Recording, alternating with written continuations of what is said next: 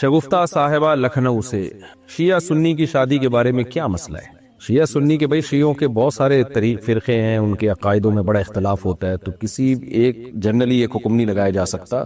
تو میرا اس بارے میں تفصیلی کلپ موجود ہے کہ اس بارے میں آپ لکھنؤ سے ہیں تو وہاں دارالعلوم دیوبند چلی جائیں، وہاں جا کے پوچھ لیں آپ، یا کوئی اور بڑا ادارہ ہو جس پہ آپ کو اعتماد ہو، کوئی بھی ایسا مسئلہ ہو تو یا پاکستان میں تو دارالعلوم کورنگی وغیرہ سے رابطہ کر کے پوچھا جائے کہ بھئی اس کے عقائد وغیرہ ان کے سامنے ظاہر کیے جائیں۔ جب تک باقاعدہ کسی کے پرسنل حالات بتا کر اس کے عقائد واضح کر کے فتویٰ نہ لیا جائے، اس وقت تک جائز نہیں ہے۔ تو ہاں، کسی کے ہمیں دیکھیں، کسی کے شیعہ یا سنی ہونے سے کوئی بیر نہیں ہے، ہمیں یہ کہ عقیدے صحیح ہونے چاہیے، قرآن و سنت کے مطابق ہونے چاہیے۔ تو اب کس کا عقیدہ کیا ہے، صرف مسلک کا لیبل لگانے سے پتہ نہیں چلتا۔ جیسے لوگ مجھ سے پوچھتے ہیں کہ بریلوی کے پیچھے نماز جائز ہے یا نہیں ہے، تو میں کہتا ہوں بھائی دیوبندی بریلوی اہل حدیث کا تعلق نہیں ہے نماز جائز ہونے یا نہ ہونے سے۔ نماز کے جائز ہونے نہ ہونے کا تعلق اس سے ہے کہ عقیدہ شرکیہ ہے یا نہیں ہے۔ تو اگر کسی بریلوی کا عقیدہ توحید والا ہے، دیوبندی کا شرکیہ ہے، تو بریلوی کے پیچھے جائز ہوگی، دیوبندی کے پیچھے حرام ہوگی۔ اور اگر کسی بریلوی کا شرکیہ ہے، دیوبندی کا شرکیہ نہیں ہے، تو پھر دیوبندی کے پیچھے جائز ہوگی۔ تو امام کے لیے دیوبندی بریلوی اہل حدیث شیعہ ہونا کا میٹر نہیں رکھتا۔ تو میٹر یہ چیز ہے کہ آپ کو پرسنلی کسی کے عقیدے معلوم ہو، پھر بھلے وہ شیعہ کا ہے، اپنے آپ کو دیوبندی کا ہے، بریلوی کا ہے، ہمیں اس سے کوئی بیر نہیں ہے، کوئی مسئلہ نہیں ہے۔ عقیدہ صحیح ہونا چاہیے جو قرآن و سنت نے بتایا ہے، جو تواتر کے ساتھ ثابت ہے۔ تو اس لیے شادی میں بھی ایسے ہی ہے کہ ہمیں اس سے غرض نہیں ہے کوئی دیوبندی ہے، بریلوی ہے، اہل حدیث ہے، جو بھی اسلام کی طرف منسوب ہے نکاح اس سے جائز ہے، بشرطے کہ اس کے عقیدے بھی اسلام ہی کے مطابق ہوں۔ تو جا کے جو ہے نا کسی پرسنلی، جب کسی کوئی بھی رشتہ آئے تو پرسنلی اس کے عقائد جا کے باقاعدہ کسی ادارے سے پوچھے، یعنی فتویٰ لیا جائے کہ جی یہ اس کے عقائد ہیں اور یہ اس پہ حلف اٹھا رہا ہے اور اس کے بارے میں مشہور بھی یہی ہے کہ یہ اس کے عقیدے ہیں، تو کیا اس سے میرے لیے نکاح جائز ہے یا نہیں ہے؟ تو وہ پھر آپ کو فتویٰ دیں گے تو اس پر عمل کیا جائے۔ ایک جنرلی حکم بیان نہیں کیا جا سکتا اس میں۔ انڈیا سے کسی نے پوچھا ہے کیا احتلام کے بعد آدھے بدن کو دھونا ضروری ہے؟ میں نے احتلام کے بعد ایسے ہی غسل کر کے نماز پڑھ لی تو کیا میری نماز قبول نہیں ہوگی؟ آپ نے اگر احتلام کے بعد غسل کر کے نماز پڑھی تو ہی قبول ہوگی، غسل کیے بغیر پڑھتے تو قبول نہ ہوتی، جب غسل کر لیا تو قبول ہو گئی۔ باقی آدھے بدن کو دھونا ضروری نہیں ہے، جہاں ناپاکی لگی ہو اس ناپاکی کو دھونا ضروری ہے۔ باقی جب غسل کریں گے تو پھر تو پورے بدن ہی کو دھوئیں گے نا آپ، لیکن آدھے بدن کا کوئی تعلق نہیں ہے اس سے، احتلام سے۔ جہاں گندگی لگی ہوئی ہے وہ دھوئیں۔ تو سنت طریقہ ہے نا فرض غسل کا، وہ یہی ہے کہ سب سے پہلے آپ نے کیا کرنا ہے، جہاں جہاں گندگی لگی ہوئی ہے وہ جگہ دھونی ہے، اور استنجا کرنا ہے، یعنی شرمگاہ کو دھونا ہے۔ اس کے بعد پھر آپ نے ہاتھوں کو دھو کے پہلے قلی کرنی ہے، 3 دفعہ غرارہ بھی کرنا ہے اگر روزہ نہ ہو، منہ بھر کے قلی کرنی ہے اگر روزہ ہو تو 3 دفعہ ناک میں پانی ڈالیں اور وضو کر لیں، بہتر ہے کہ پورا پراپر وضو کر لیں آپ۔ اس کے بعد پھر سر پہ پانی ڈال کے پوری جسم پہ پانی بہا لیں، یہ افضل طریقہ ہے غسل کرنے کا۔ اور دوسرے درجے میں یہ بھی ٹھیک ہے کہ آپ نے گندگی دور کی، پھر استنجا کیا، اور اس کے بعد ہاتھ دھوئے آپ نے، پھر قلی کی، ناک میں پانی ڈالی اور پھر ڈائریکٹ پورا غسل کر لیا۔ پہلے والا طریقہ زیادہ افضل ہے، دوسرا طریقہ بھی ٹھیک ہے، دونوں طریقوں سے سنت کا ثواب ملے گا انشاءاللہ۔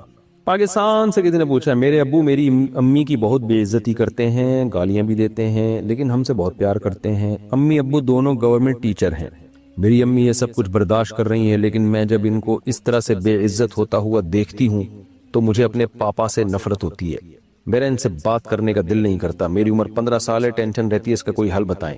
آپ کے لیے اپنے پاپا سے نفرت حرام ہے، ناجائز ہے۔ دیکھیں اگر آپ کے والد آپ کی والدہ کو ڈانٹ ڈپٹ بلا وجہ کر کے ان پہ ظلم کر رہے ہیں، یہ بھی ایک ظلم ہے، غلط ہے، لیکن آپ اپنی باپ سے جو نفرت کر رہی ہیں یہ زیادہ بڑا ظلم ہے۔ وجہ اس کی ہے کہ باپ کے احسانات تو اتنے ہیں کہ اولاد ان احسانات میں ڈوبی ہوئی ہوتی ہے۔ آپ کو جو کچھ ملا ہے آپ کے باپ کی وجہ سے ملا ہے، تو نام ملا، قوم ملی، نان نفقہ ملا، گھر ملا، عزت ملی، یہ سب چیزیں باپ کی وجہ سے ہیں۔ باپ نہ ہو تو کیا حیثیت رہ جاتی ہے بیٹیوں کی، خاص طور پہ بیٹیاں تو باپ ہی کے دم سے ہوتی ہیں۔ تو اس لیے آپ کے لیے یہ لفظ استعمال کرنا کہ مجھے اپنے پاپا سے نفرت ہے، یہ لفظ بہت خطرناک ہے۔ تو آپ اپنے والد کے حقوق بھی ادا کریں، ان سے محبت بھی کریں، اور کسی طرح پیار محبت سے خود نہ کسی اور کے ذمہ لگائیں، ان کو سمجھائیں کہ بھئی اس طرح اگر وہ واقعی والدہ کے ساتھ غلط سلوک کر رہے ہیں تو وہ نہ کریں۔ تو آپ کی امی لڑے نا پھر بھی کچھ سمجھ میں آتا ہے، تو آپ کے لیے یہ بالکل سوٹیبل نہیں ہے۔ تو آپ کی امی کو چاہیے نا کہ وہ پاپا سے بولیں کہ واٹ آر یو ڈوئنگ، کیا کر رہے ہو میرے ساتھ، مجھے کیوں بے عزت کر رہے ہو؟ تو یا کوئی اور بڑا خاندان کا بڑا بات کرے اچھا بھائی، آسٹریلیا سے کسی نے پوچھا ہے اللہ تعالیٰ کی ڈیوٹیز یا ایکٹیویٹیز کیا ہیں؟ سبحان اللہ، کیا پوچھ رہے ہو میرے بھائی؟ کیا اللہ تعالیٰ کا کام صرف انسان، جنات اور فرشتوں کو پیدا کرنا ہے یا اور بھی کچھ ہے؟ کیونکہ تقدیر تو پہلے سے لکھی ہوئی ہے، تو کیا اللہ تعالیٰ کوئی نیا کام کرتا ہے؟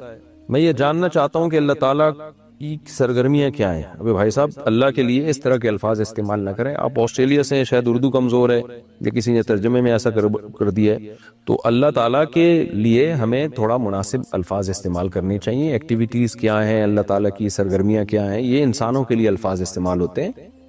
اللہ کے لیے کہ اللہ تعالیٰ کے کیا کام ہے، تو سورہ رحمان میں اللہ نے بتایا کل یوم ہوا فی شان، ہر وقت وہ کسی نہ کسی کام میں ہے اور کوئی کام اس کو تھکاتا نہیں ہے۔ اب رہا یہ سوال کہ پہلے سے تقدیر اللہ نے لکھی ہوئی ہے، تو بھائی اللہ نے تقدیر میں یہی لکھا ہوا ہے کہ میں فلاں وقت میں یہ کام کروں گا۔ اللہ کا علم تو کامل ہے نا، تو اللہ کو معلوم ہے کیا کیا ہونے والا ہے، کیا کیا اللہ کرنے والا ہے۔ تو جو کچھ ہو رہا ہے سب اللہ کے حکم سے ہو رہا ہے پوری دنیا میں، تو اس لیے اللہ کو انسانوں پہ قیاس نہیں کیا جا سکتا۔ کل یوم ہوا فی شأن، ہر وقت اللہ تعالیٰ کچھ نہ کچھ کر رہے ہیں، کسی کو عزت دے رہے ہیں، کسی کو رسوا ذلیل کر رہے ہیں، کسی کو دولت دے رہے ہیں، کسی کو غریب کر رہے ہیں، کسی کو حکومت دے رہے ہیں، کسی کو سے حکومت چھین رہے ہیں، اور اس کے ہر کام میں کوئی نہ کوئی حکمت ہے۔ بس ہمیں اتنا ایمان رکھنا ضروری ہے، اس سے زیادہ ہم ڈیٹیل میں نہیں جا سکتے، کیونکہ ہم مخلوق ہیں۔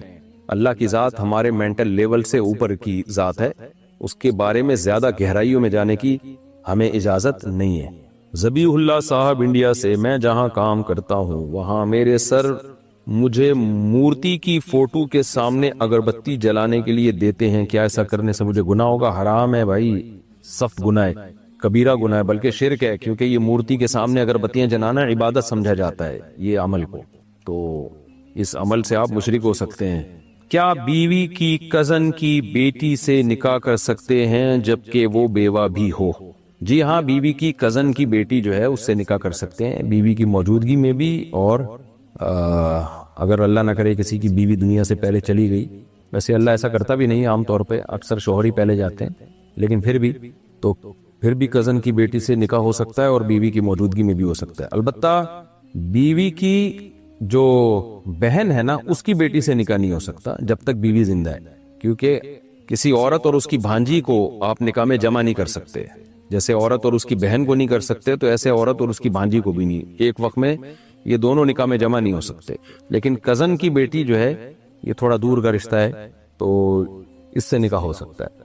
ماہ نور اختر کراچی سے، میرے پاس 6.5 تولہ سونا ہے، پہلے میں زکوٰۃ دیتی تھی مگر اب میرے پاس نقد رقم نہیں ہوتی، گھر کے اخراجات کی رقم بھی میری ملکیت میں نہیں ہے، اور اگر گھر کے اخراجات کے پیسوں سے میں خرچ کروں تو اخراجات پورے کرنے میں مشکل پیش آئے گی۔ اس صورت میں مجھے کیا کرنا چاہیے؟ کیا اس صورت میں بھی زکوٰۃ دینا لازم ہے؟ نہ دینے سے گناہ ہوگا؟ دیکھیں، زکوٰۃ آپ کو دینی پڑے گی چاہے نقد رقم ہو یا نہ ہو۔ تو یہ جو سونا ہے نا، یہ شریعت میں نقد اماؤنٹ ہی کے حکم میں ہے، یہ ایسے جیسے کہ میرے پاس $1,00,000 پڑے ہوئے لیکن کیش اماؤنٹ بالکل بھی نہیں ہے، تو بھائی اس کو یہی کیش ہے نا، تو شریعت میں تو اصل کرنسی ہے ہی گولڈ۔ جب آپ کے پاس گولڈ ہے اور اس پہ قرضہ بھی نہیں ہے آپ کے اوپر، تو پھر آپ کو زکوٰۃ دینی پڑے گی۔ تو 6 تولہ سونے کے ساتھ اگر 1 روپے بھی آپ کے پاس ہو، جیسے کہ ہوتا ہی عام طور پہ، تو زکوٰۃ کی تاریخ آنے پر آپ کو زکوٰۃ دینی ہے۔ اب آپ کی مرضی، گولڈ بیچ کے دیں یا اسی گولڈ کو توڑ کے دیں، یا آپ اپنے ذمے لازم کر لیں بھائی میرے ذمے اتنی زکوٰۃ بنتی ہے، گولڈ کی قیمت کو آپ نے 40 سے ڈیوائیڈ کیا، جو جواب آیا بھائی میں نے پورے سال میں اتنی زکوٰۃ نکالنی ہے، تو آپ کے پاس پورا سال پڑا ہے، آپ قسطوں میں جیسے جیسے پیسے آتے جائیں آپ وہ زکوٰۃ نکالتی جائیں، یکمشت دینا ضروری نہیں ہے زکوٰۃ۔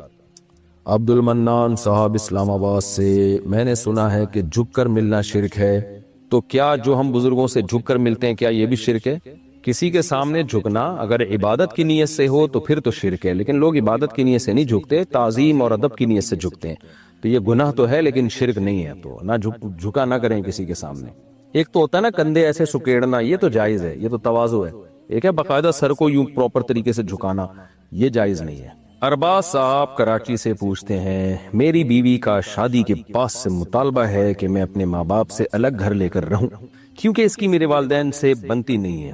کوئی نئی بات نہیں ہے، میں بیوی کو الگ پورشن میں رکھنے کے لیے تیار ہوں، مگر والدین سے الگ گھر میں نہیں رہنا چاہتا کیونکہ میرا اور کوئی بھائی نہیں ہے، بہنوں کی شادیاں ہو چکی ہیں، والدین کا خیال رکھنے کے لیے ان کے ساتھ رہنا ضروری ہے، نیز الگ گھر لے کر رہنے کی میری استطاعت بھی نہیں ہے، رہنمائی فرمائیے۔ ارباز صاحب، جب آپ الگ پورشن بیگم کو لے کے دے رہے ہیں، واش روم بھی الگ، کچن بھی الگ، تو یہ کافی ہے، اس سے زیادہ کا مطالبہ بیوی کے لیے ٹھیک نہیں ہے۔ اور خاص طور پہ جب آپ کے والدین کے آپ اور کوئی بھائی بھی نہیں ہے آپ کا، تو والدین کو ایسے تو لاوارث نہیں چھوڑا جا سکتا، تو یہ کافی ہے۔ اس کے بعد آپ کی بیوی کے لیے مزید کا مطالبہ جائز نہیں ہے کہ الگ، اتنا کافی ہے۔ متحدہ عرب امارات، رات میں خوشبو لگانا کیسا ہے؟ جائز ہے بھائی، کسی بھی ٹائم پہ خوشبو لگا سکتے ہو۔ لائبہ سلیم راولپنڈی سے، میں کمیشن ایجنٹ کے طور پر کام کرتی ہوں، ہول سیلر کی پروڈکٹس آگے سیل کرواتی ہوں۔ ہول سیلر پروڈکٹ کا ایک فکس ریٹ دیتا ہے، ہول سیلر پروڈکٹ، اچھا، ہول سیلر جو ہے وہ پروڈکٹ کا ایک فکس ریٹ دیتا ہے اور کہتا ہے کہ جتنی بھی پروڈکٹ بکی تو یہ فکس قیمت میری، باقی اوپر کے سارے پیسے آپ کے، اور میں اپنی مرضی سے پروڈکٹ کے ریٹ بہت آگے بڑھا کر کسٹمر کو بتاتی ہوں۔ تو کیا اس طرح سے کمیشن لینا جائز ہے، اور کیا کسٹمر کو بتانا ضروری ہے کہ میں کتنا کمیشن لیتی ہوں، یا صرف اتنا کہہ دینا کافی ہوگا کہ میں کسی کی ایجنٹ بن کے کام کرتی ہوں؟ اتنا کہہ دینا کافی ہے کہ میں کسی کی ایجنٹ بن کے کام کر رہی ہوں، یہ کافی ہے۔ باقی آپ کے لیے یہ کمیشن جائز ہے۔ اگر کوئی کہتا ہے کہ بھئی یہ چیز آپ جتنے کی چاہیں بیچیں، مجھے فی پروڈکٹ اتنا دے دینا، جائز ہے، لیکن بہرحال یہ طریقہ بہتر نہیں ہے۔ تو شریعت میں افضل طریقہ ہے وہ یہ کہ آپ کمیشن طے کریں اپنا، کہ جتنا پروفٹ ہوگا نا اس میں میرا اتنا پرسنٹ اور آپ کا اتنا پرسنٹ، یعنی ہول سیلر سے آپ یہ کہیں کہ میرے اتنے پرسنٹ اور آپ کے اتنے پرسنٹ، یہ زیادہ بہتر طریقہ ہے۔ تو بعض لوگ علماء نے اس کو کراہت، ناپسندیدہ کی سمجھائے، بہرحال جائز یہ بھی ہے۔ تو دوسرا طریقہ زیادہ افضل ہے۔ یہ بالکل ایسے ہی ہے جیسے اسٹیٹ ایجنٹ کو ہم کہتے ہیں کہ یار یہ میرا پلاٹ ہے، اب اس میں جو بے غبار طریقہ ہے، بالکل جائز طریقہ ہے، وہ تو یہی ہے کہ بھائی یہ پلاٹ تم بکواؤ گے تو جو مجھے اضافی پروفٹ ہوگا اس میں اتنے پرسنٹ تمہارا، اتنے پرسنٹ میرا۔ لیکن آپ یہ بھی کہہ سکتے ہیں کہ بھائی مجھے اس پلاٹ کے اتنے چاہیے جو اضافی ہوں گے، جتنے پیسے میں تم بیچنا ہے وہ تم سارا کا سارا پروفٹ تمہارا۔ تو یہ بھی جائز ہے مگر بہتر نہیں ہے یہ۔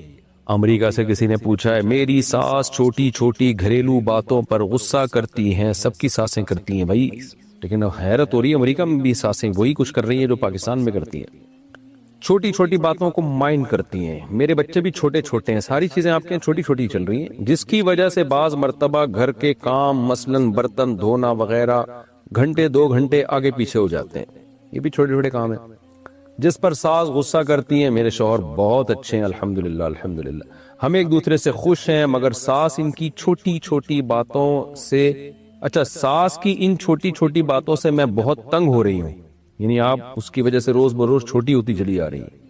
میں کبھی ان کو اف تک نہیں کرتی، ہمیشہ ادب سے بات کرتی ہوں، کبھی پلٹ کر جواب نہیں دیا، مگر اب تنگ ہو کر میں ان سے الگ ہونا چاہتی ہوں۔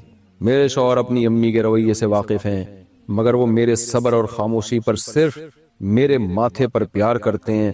میں کوئی لڑائی نہیں کرنا چاہتی، مجھے اور میرے شوہر کو کوئی اچھا سا مشورہ دیجیے۔ دیکھیں، اگر چھوٹی چھوٹی باتوں پہ غصہ چل رہا ہے تو میرا مشورہ تو یہی ہے، برداشت کر لیں، اس پر اللہ آپ کو اجر دے گا۔ آپ کا میاں آپ کا ساتھ دے رہا ہے، آپ کے میاں کو پتا ہے کہ آپ پہ زیادتی ہو رہی ہے، تو میاں جب بیوی کے ساتھ ہوتا ہے تو عورت کا بڑا حوصلہ بڑھ جاتا ہے۔ اور یہ بھی یاد رکھیں، غیرت مند میاں جو ہے نا، عورت کو، اپنی بیوی کو دیکھتا ہے کہ اگر وہ میری ماں کے ساتھ صحیح چل رہی ہے تو وہ بہت کچھ برداشت کر دیتا ہے، اور اس کے دل میں عورت جگہ بنا لیتی ہے۔ تو میرا مشورہ آپ کو یہی ہے کہ بڑا سمجھ کے، ساس سگی ماں نہیں ہوتی لیکن شریعت میں ماں جیسی ہی ہوتی ہے، تو 100% 100% اپنے حساب سے زندگی انسان کو کہیں بھی نہیں ملتی۔ اگر آپ یہ چاہیں گی نا کہ مجھے ایسی زندگی ملے جو ساری بالکل ایکوریٹ، ہر چیز میں اس میں ایکوریسی ہو، ایسا نہیں ہو سکتا، کہیں نہ کہیں آڑا ترچا، اونچ نیچ سب چل رہی ہوتی ہے۔ تو اس لیے میں آپ کو مشورہ دوں گا، آپ اللہ کی خاطر، رشتہ داری کی خاطر، شوہر کی خاطر آپ ساس کو برداشت کر لیں۔ اور ساس ہمیشہ تھوڑی زندہ رہتی ہیں، ظاہر ایجڈ ہی ہوتی ہیں، ایک وقت میں وہ دنیا سے چلی جائیں گی اور آپ اپنے شوہر کے دل میں گھر بنا لو گی آپ، تو اس کا اور آپ کو اجر بھی ملے گا۔ تو مشورہ میرا یہی ہے کہ آپ برداشت کر لیں جیسے کہ اب تک برداشت کر رہی ہیں۔ لیکن اگر ناقابل برداشت ہو جائے اور ڈپریشن میں جانے لگیں، بہت ہی زیادہ مسئلہ ہو جائے، تو پھر شوہر کو چاہیے کہ پھر ایسی کنڈیشن میں آپ کو اپنی والدہ سے الگ رکھے۔ صالح محمد پاکستان سے، 4 بیویوں میں سے کون سی بیوی حوروں کی سردار ہوگی؟ اور کیا ہر جنت میں ہر بیوی کے ساتھ 70 حوریں ملیں گی؟ بھائی یہ 70 حوریں ہر جنتی کے بارے میں حدیث میں نہیں ہے کہ ہر جنتی کو 70 حوریں ملیں گی۔ شہداء کے بارے میں آتا ہے کہ 70 حوریں ملیں گی ان کو. تو اب کتنی ملیں گی یہ مجھے معلوم نہیں ہے، اللہ کی مرضی، کسی کو 1 دے دے، کسی کو 2 دے دے، وہ آپ جس کے جیسے جیسے اعمال ہوں گے. باقی کسی کی 4 بیویاں ہوں تو وہ اب یہ نہیں مجھے پتا کہ کون سی بیوی حوروں کی سردار ہوگی. ہمیں تو یہ پتا، یہ حدیث میں آتا ہے کہ جو آپ کی زوجہ ہوگی اگر وہ جنت میں گئی تو وہ حوروں کی سردار ہوگی، بس اتنا ہمیں معلوم ہے. اب 4 سردار ہوں گی اللہ ہی بہتر جانتا ہے، مجھے اس کا جواب معلوم نہیں ہے. تو میرا خیال ہے اس بحث میں پڑے بغیر کہ کون سی بیوی حوروں کی سردار ہوگی، آپ 4 شادیاں کر لیں تو وہ اللہ نے جس کو سردار بنانا ہوگا اللہ خود ہی بنا لے گا. ہو سکتا ہے وہ ہو جائے جس کے اعمال زیادہ اچھے ہوں. اور جنت میں جب آپ چلے گئے تو آپ کی ساری خواہشات پوری ہوں گی، تو وہاں آپ کو اس سوال کا جواب بھی مل جائے گا. تو کوشش یہ کریں کہ وہ اعمال اختیار کریں کہ ہم جنت میں ایک دفعہ چلے جائیں، سارے مسئلے وہاں جا کے حل ہو جائیں گے انشاءاللہ. جنت میں جانے کو زیادہ فوکس کریں. اللہ تعالی ہم سب کو جنت کا وارث بنائے. باقی حقیقت یہ مجھے اس کا جواب معلوم نہیں ہے کہ کون سی بیوی سردار ہوگی. اچھا بھائی، میرا نام آریان ہے، میری امی میری شادی کے لیے راضی ہے لیکن ابو راضی نہیں ہے، تو میں کیا کروں؟ اگر آپ کے پاس کمانے کے ذرائع ہیں تو ابو کو پہلے تو کوشش کریں حتی الامکان منانے کی، نہیں مانتے تو کر کے بتا دیں کہ ابو مجبوراً ہو گئی ہے. ٹھیک ہے؟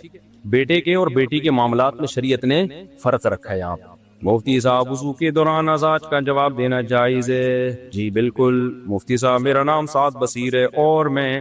بھائی اپنے نام کے ساتھ اپنے گناہوں کو کیوں ایکسپوز کر رہے ہو یار؟ اپنے گناہ جو ہے نا، ایسے میں یہاں تو میں پڑھ لیتا ہوں، اناؤنسمنٹ کر لیتا ہوں، یہ پڑھنے یہ کسی اب وہ بندہ اڑ جائے گا. بس اننون سے پوچھ لیتے کہ ایک آدمی ہے جس اس گناہ میں مبتلا ہے تو وہ کیسے بچے، اس طرح سے پوچھ لیا کرو. باقی اس گناہ کے بارے میں کئی بار بیان کر چکا ہوں، پھر دوبارہ کبھی کر لوں گا. میرا نام نور الدین ہے، کیا قسطوں کا کاروبار کرنا جائز ہے؟ جائز ہے.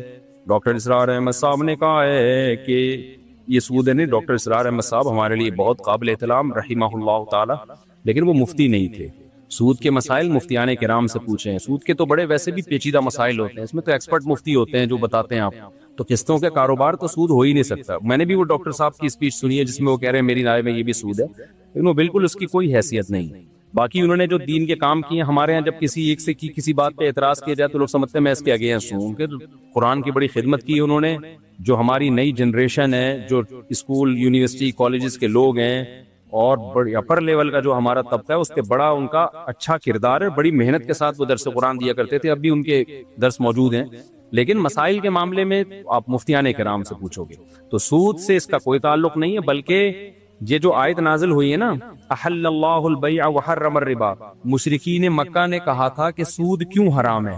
وہی پوچھا نا انہوں نے، شیطان والا کام کہ کیوں حرام ہے. انہوں نے کہا جب قسطوں پہ ہم یعنی خرید و فروخت جب ہم کرتے ہیں تو اس میں بھی تو پروفٹ ہوتا ہے ہمارا. تو وہاں بہت سے مفسرین نے لکھا ہے کہ وہاں بیع سے ان کی مرادی قسطوں والی خرید و فروخت، کہ قسطوں پہ جب ہم چیز لیتے ہیں تو اس میں پروفٹ، جب ہم چیز بیچتے ہیں قسطوں پہ ادھار پہ تو ہم اپنا مارجن کیا رکھتے ہیں؟ زیادہ. تو سود میں بھی تو یہی ہے. تو فرق کیسے ہو گیا؟ تو اسی کے جواب میں قرآن نے کہا کہ بھئی فرق یہ ہے کہ حل اللہ البیع، اس خرید و فروخت کو اللہ نے حلال رکھا ہے اور اس کو کیا رکھا ہے؟ حرام رکھا ہے. تو کسی بھی چیز کی کیش پیمنٹ کم اور ادھار پہ اس کی پیمنٹ زیادہ ہو سکتی ہے، شرعاً جائز ہے.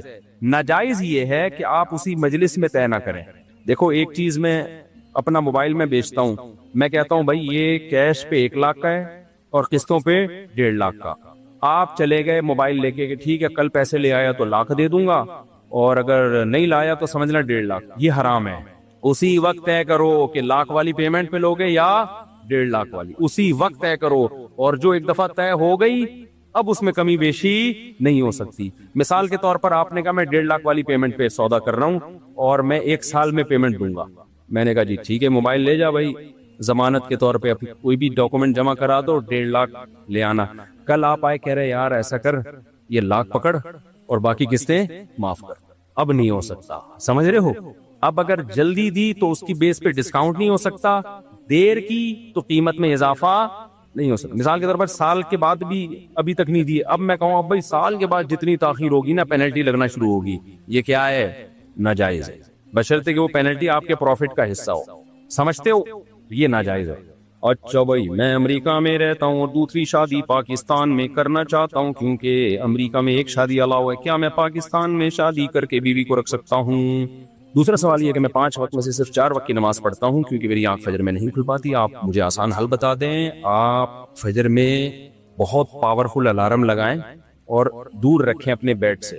جب وہ پاورفل الارم بجے گا آپ اٹھ کے جائیں گے اسے بند کرنے کے لیے, اس سے پہلے کہ محلے والے آپ کو بند کرنے کے لیے آ جائیں, یا آپ کی بیگم چیخنا شروع کر دے اور خلا کا کیس دائر کر دے کہ یہ بندہ روزانہ ہمارے گھر میں صبح صبح ڈول ڈمکے ہو رہے ہوتے ہیں. تو آپ دور رکھیں الارم, اور اسے بند کرنے کے لیے جب آپ جائیں گے تو آپ کی آنکھ بھی کھلے گی اور آپ کی نیند بھی کافی حد تک کم.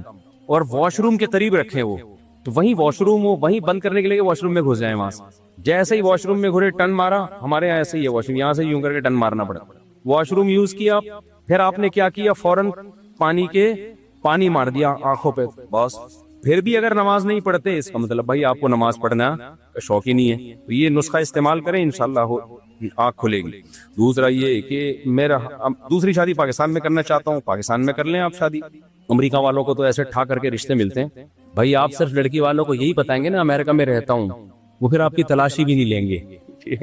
یہاں امریکہ کی بڑی ویلیو, فوراً ٹھا کر کے بیٹی دیں گے. اب مسئلہ یہ ہے کہ برابری کیسے کریں گے, یہ بڑا ایک مسئلہ ہے, کیونکہ جتنی راتیں ادھر گزارنی ہیں اتنی ہی ادھر. تو بھائی 6 مہینے وہاں گزار لیں, 6 یہاں گزار لیں, 1 سال وہاں گزار لیں, 1 یہاں گزار لیں. یہ بھی ممکن نہیں ہے تو دوسری والی کو پہلے بتا دیں کہ میں اس شرط پہ شادی کر رہا ہوں کہ میں آپ کو راتوں کے معاملے میں پراپر ٹائم نہیں دے سکتا, کیونکہ وہاں میری ڈیوٹی زیادہ ہے. مجھے 1 مہینے کی چھٹی ملتی ہے تو سال میں 1 مہینہ گزاروں گا, 11 مہینے اس بیوی کے ساتھ.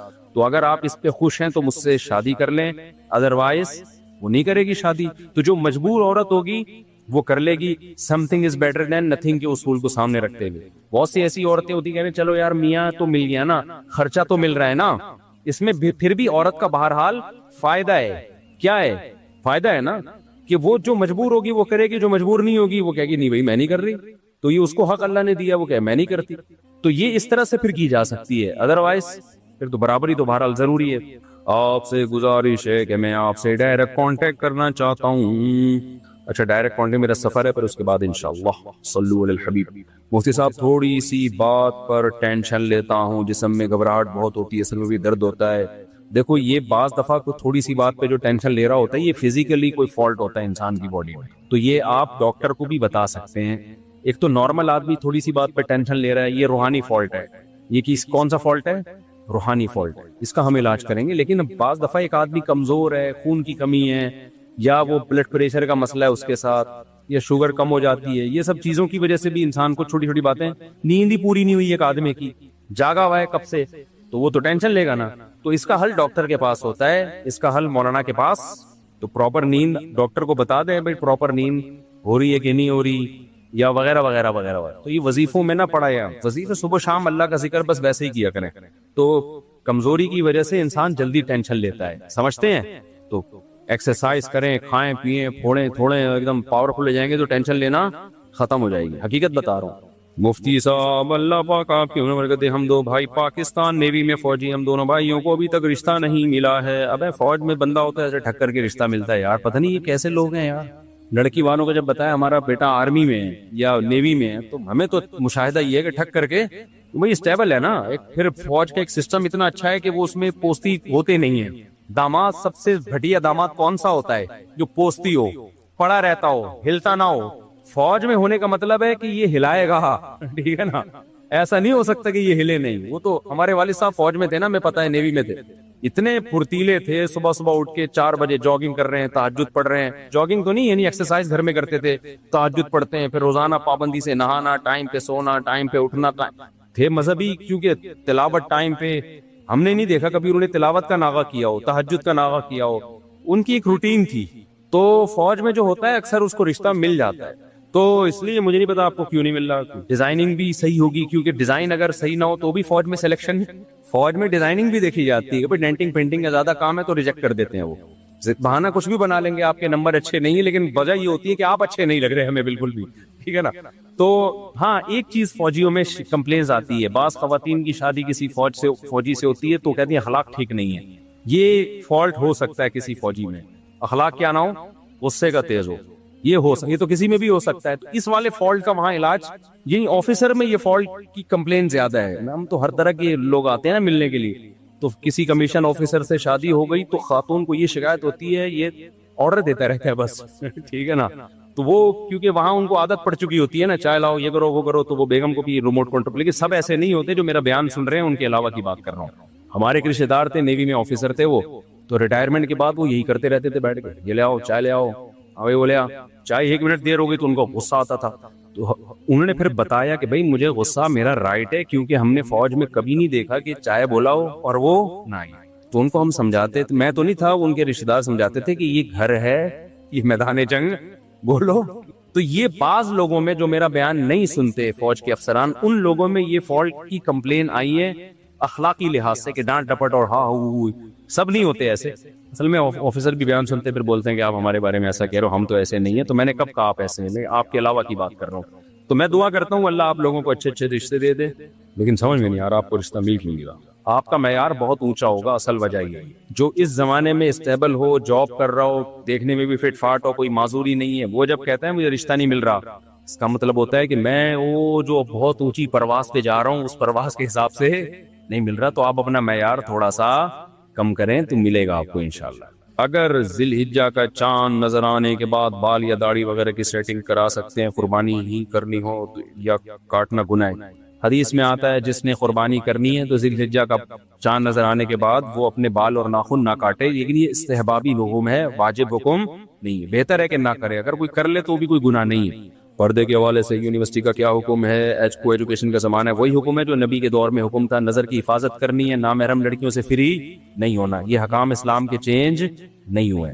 اس طرح رزق بیوی لکھ دی گئی ہے, اس طرح جنت جہنم بھی لکھ دی گئی ہے. جی ہاں, ہر چیز لکھی ہوئی ہے, کیونکہ اللہ کو پہلے سے پتا ہے کون کیا کرے گا, تو سب کچھ پہلے سے طے شدہ ہے. اب آپ کہہ سکتے ہیں جب طے شدہ ہے تو ہم عمل کیوں کریں, تو عمل بھی پہلے سے طے شدہ ہے, اور وہ ہمیں کرنے کے بعد پتا چلتا ہے کہ لکھا ہوا کیا تھا, کرنے سے پہلے پتا نہیں چلتا. اس لیے کر لو, ہو جائے گا, پتا چل جائے گا کہ لکھا ہوا تھا کہ کرنا ہے, ٹھیک ہے نا. نہیں کرو گے تو نہیں کرنے کے بعد پتا چلے گا کہ کیا لکھا ہوا تھا, عمل نہیں لکھا ہوا تھا. اور جس کی قسمت میں عمل لکھا ہوتا ہے اس کی قسمت پہ جنت, جس کی قسمت پہ بدعملی اس کی قسمت میں جہنم.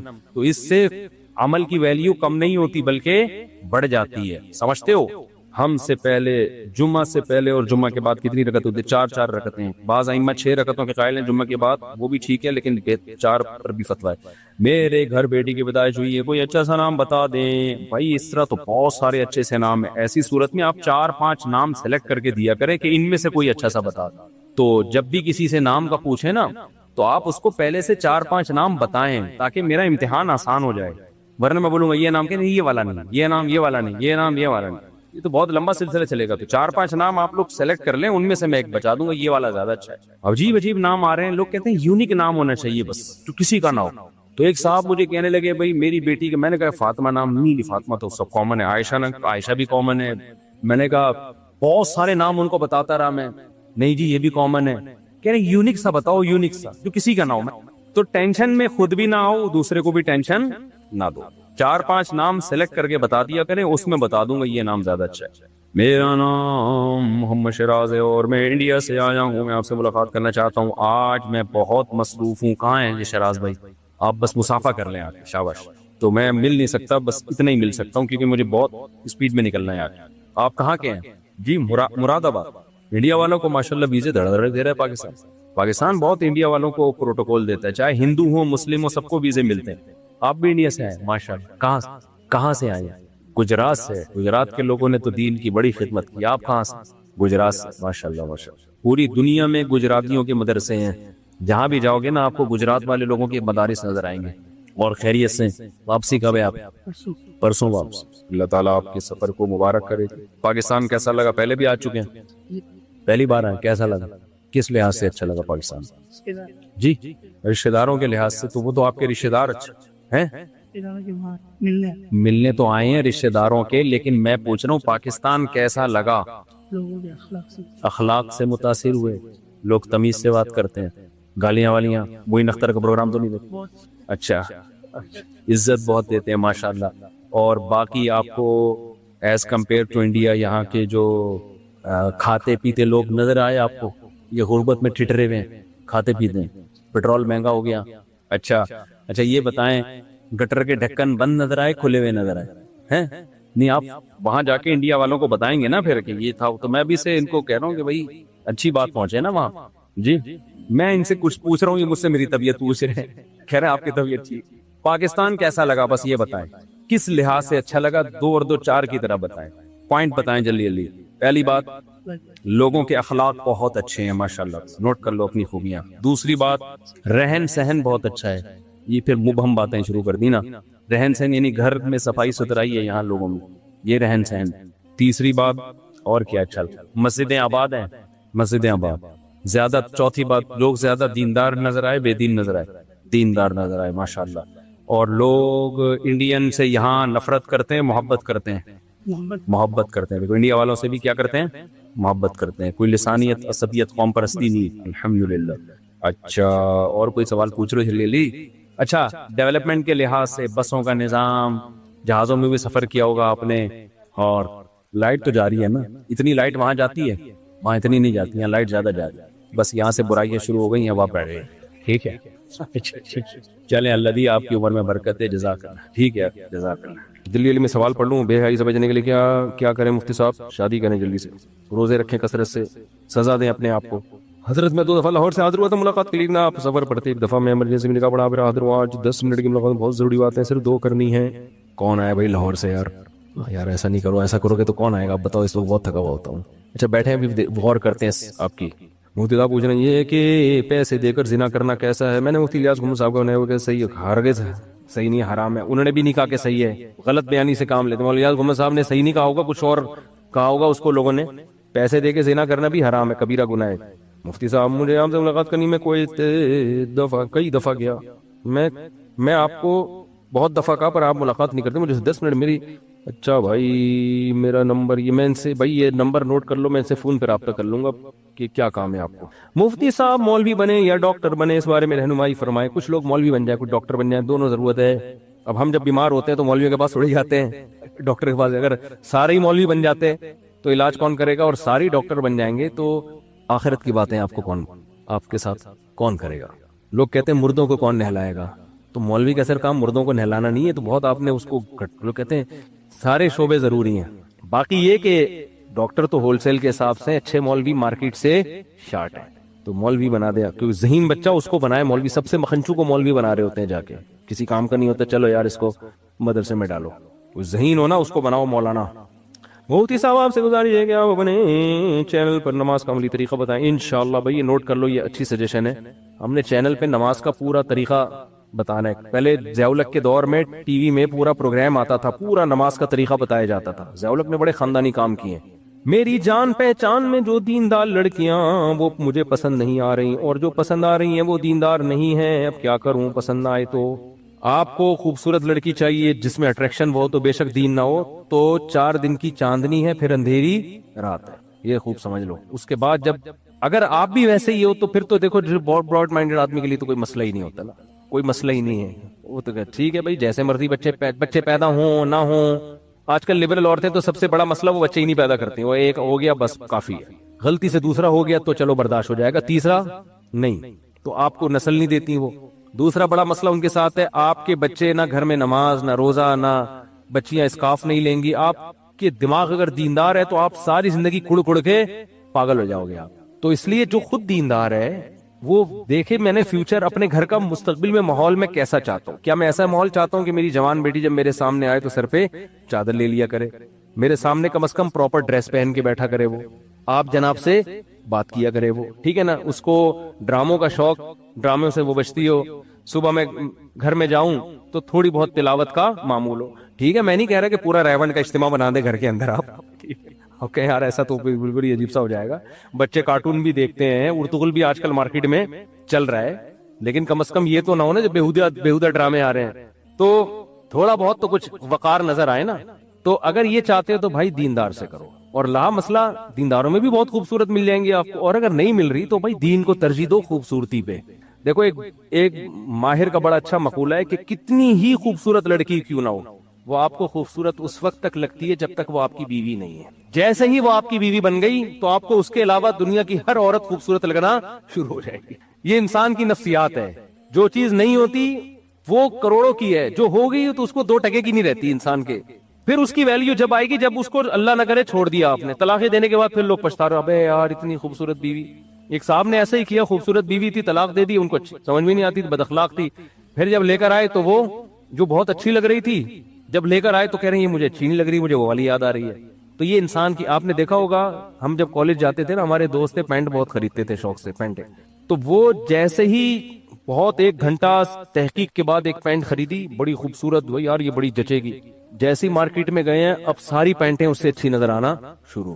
یہ انسان کی، خواتین کو دیکھ لو نا، جو خرید لیا تو اب وہ اچھا نہیں لگ رہا، باقی سب اچھا لگ رہا ہے. تو یہ انسان کی نیچر ہے. تو یہ خوبصورتی، میں نہیں کہہ رہا کہ آپ اس کو بالکل ویلیو نہ دیں، لیکن میرے بھائی اس کو اتنی ویلیو دیں جتنی دینی چاہیے. سب سے پہلے دین ہے.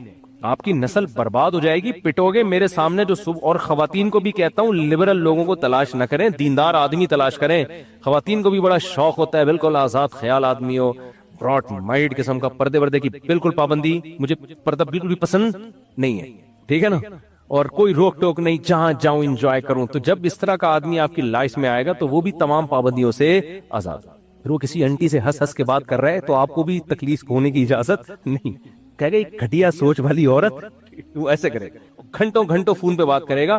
دیندار آدمی تو کسی لڑکی سے بات کرے گا بھی تو ستار بھائی نام رکھ کے بات کرے گا، اس کو احساس ہے کہ میں غلط کر رہا ہوں تو کم از کم آئی ڈی چینج کر دوں. لیکن جو آپ کا لبرل میاں جب بات کرے گا نا تو جو لڑکی کا نام ہوگا اسی نام سے گرل فرینڈ کہہ کے بات کرے گا. وہ کیا ہو گیا، میری اسٹوڈنٹ ہے، میری کلاس فیلو ہے، ہم تو سینما گھر میں فلمیں دیکھنے جایا کرتے تھے، ٹھیک ہے شادی تم سے ہے، دوستی اس سے، تو دوستی ہے. اور بہت لبرل ہوگا تو کہے گا شادی تم سے، کام ادھر چلا رہا ہوں میں، تو کیا ہو گیا اس میں. بہت ہی وہ تو لبرل پنے کے درجات ہیں نا، لبرل پنے کے درجات ہیں. لبرل پن جو ہے نا ایک گھٹیا قسم کا لبرل پنا ہوتا ہے. یہ گھٹیا لبرل پنا ہے کہ بیگم ٹھیک ہے وائف تم میری ہو، فرینڈ شپ تمہاری کسی سے بھی ہو سکتی ہے. یہ اس زمانے میں بہت ہی گھٹیا قسم کے لبرل لوگ اس طرح کی باتیں کرتے ہیں کہ ٹھیک ہے تمہارے دوست ہیں، فرینڈ ہیں، لیکن تعلق تمہارا بہرحال مجھ سے، ہم دونوں میاں بیوی ہیں. یہ اب لبرل لوگ، یہ کیا ہے، گھٹیا والا، نیچ قسم کے. اب اس سے اوپر کی چیزیں آ رہی ہیں مارکیٹ میں، اب میں نہیں جانا چاہتا وہاں تک، صحیح ہے نا.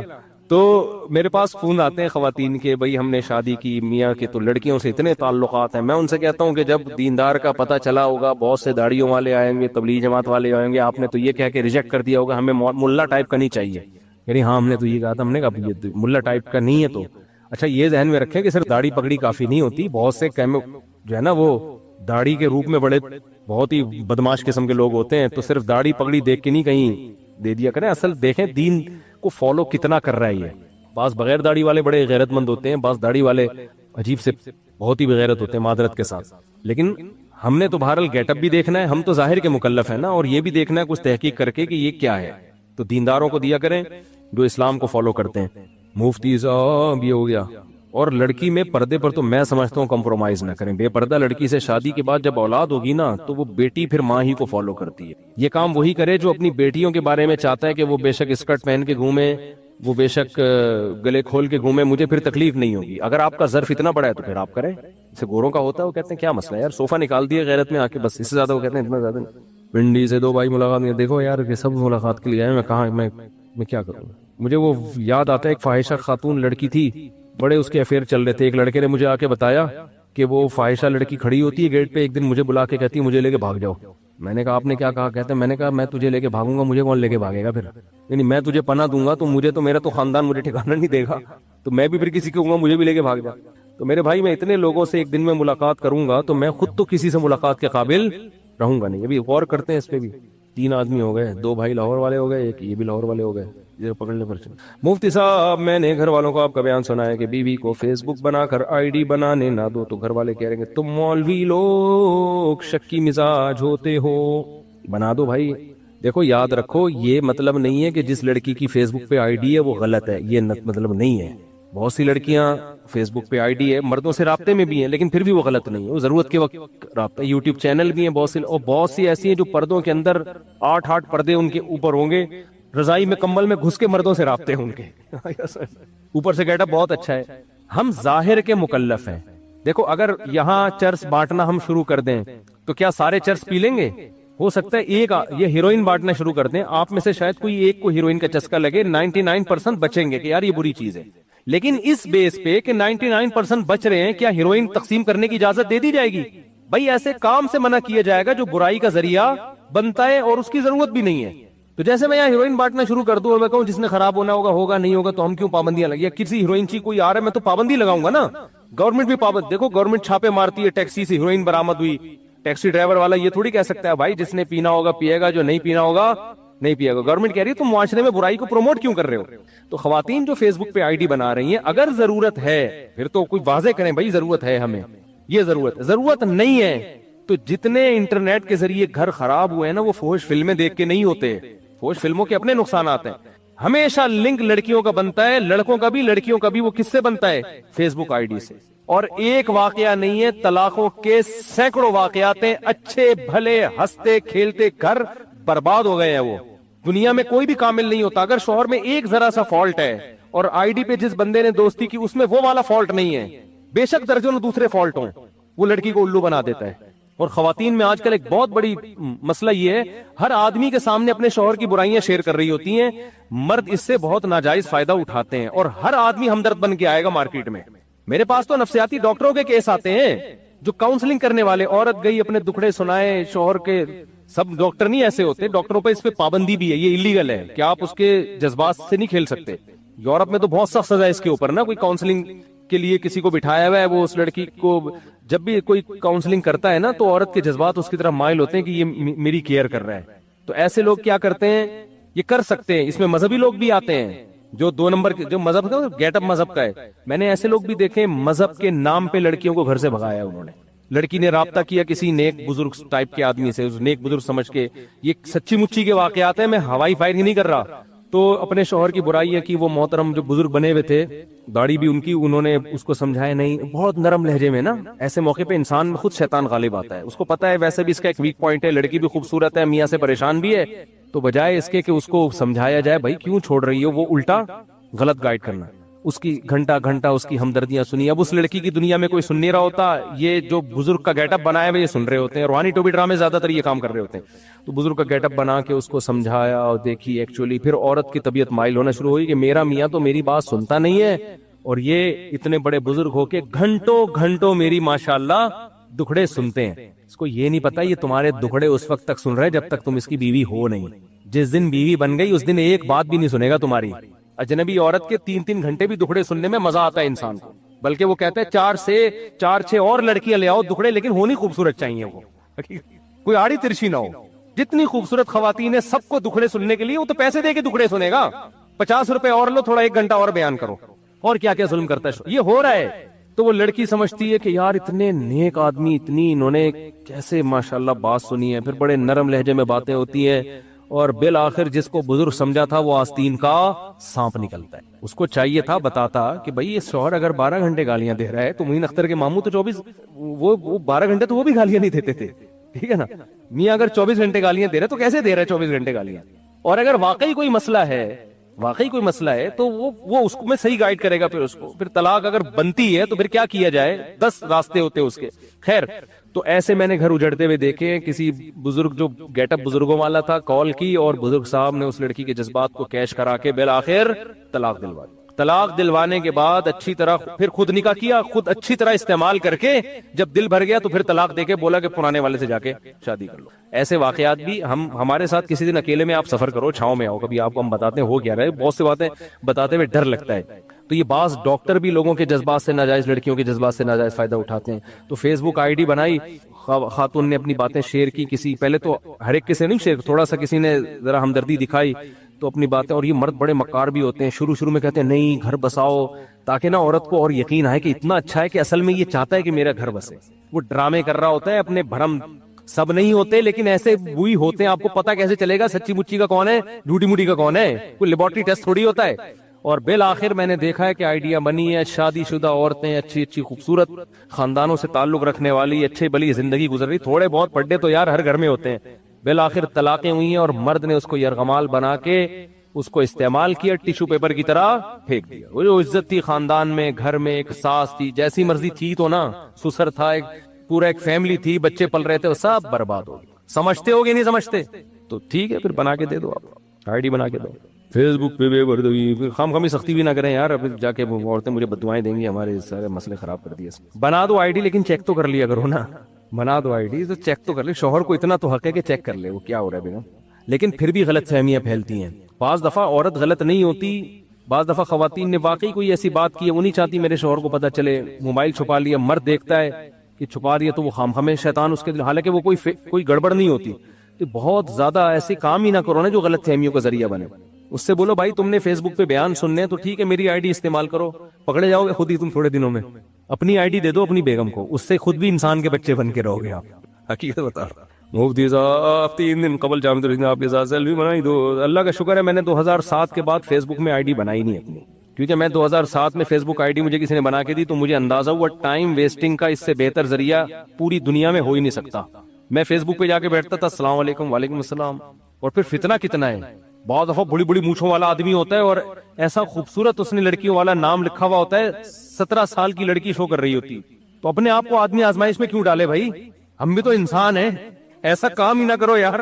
ہم نے کہا بھائی یہ اگلے کا پتہ ہی نہیں چلا، پتہ یہ نہیں کہ پتہ چل جاتا تو پھر میں دوستی لگا لیتا، لیکن یہ خطرناک کام ہے، کیوں اپنے آپ کو آزمائشوں میں ڈال رہے ہو؟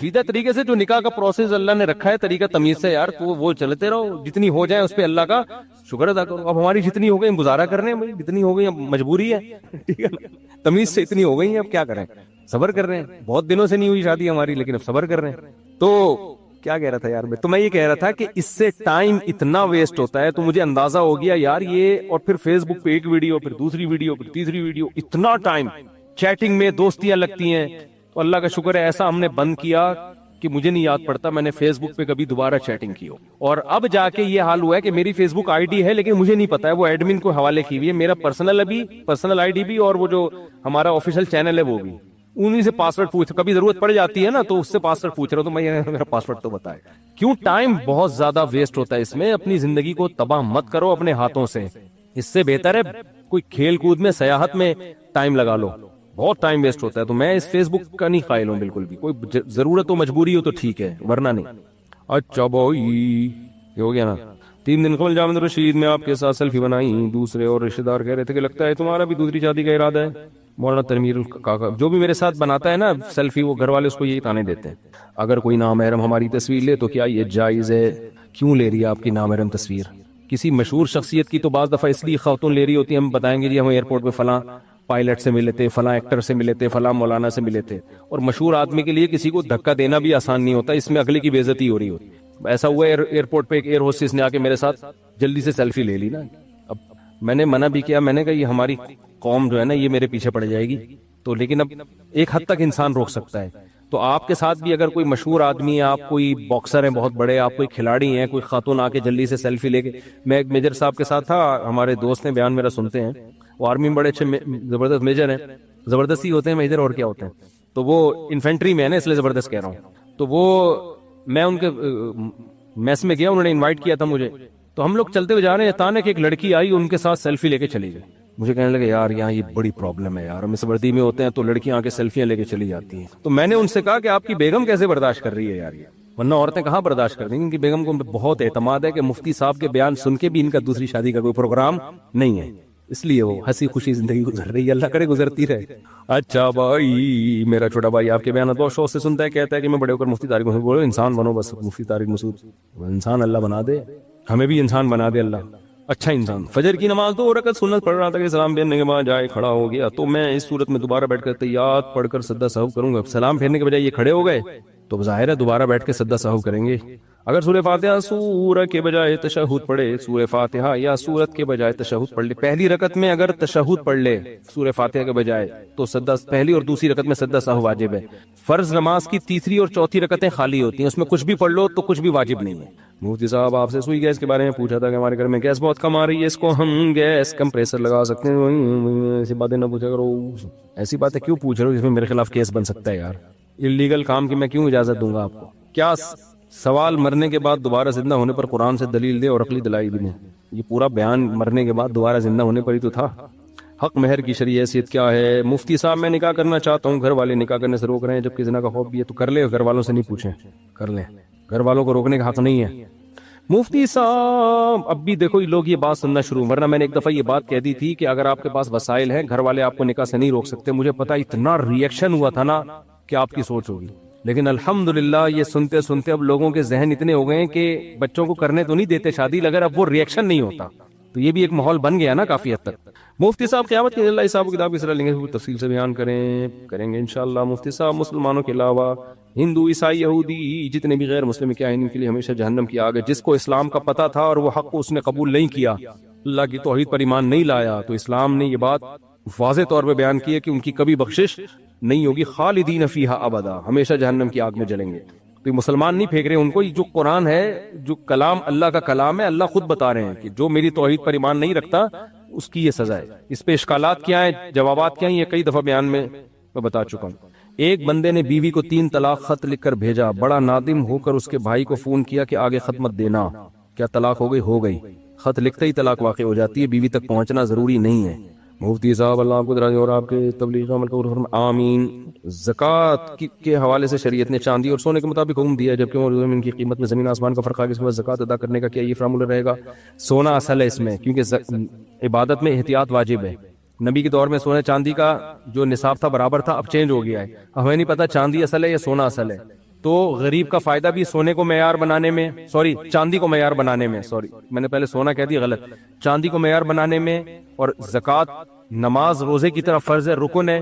تو اس لیے احتیاط کی وجہ سے علماء نے اس میں فتویٰ یہ دیا ہے کہ چاندی اس میں اصل ہے. تو اصل میں چاندی کی قیمت دیکھی جائے گی. جو سونا اور زیور عورت پہن کے استعمال کر رہی ہو اس پر بھی زکوٰۃ ادا کرنا ہوگی، یہ صرف رکھی ہوئی چیزوں پر. سونا اور چاندی چاہے استعمال میں ہو یا نہ ہو، اس سے کوئی فرق نہیں پڑتا، بہرحال ان پر زکوٰۃ واجب ہے. نہیں یار کچھ یہ نہیں کہا کرو جمعہ مبارک، بس تکلفات سے نا پاک زندگی گزارا کرو. پہلے اتنے مبارکبادیاں چل رہی ہیں، جس چیز کی مبارکبادی ہونی چاہیے وہ تو ہو نہیں رہا معاشرے میں. بہت ہوئے ہیں بیانات، یوٹیوب پہ مل جائیں گے آپ کو، ٹھیک ہے نا.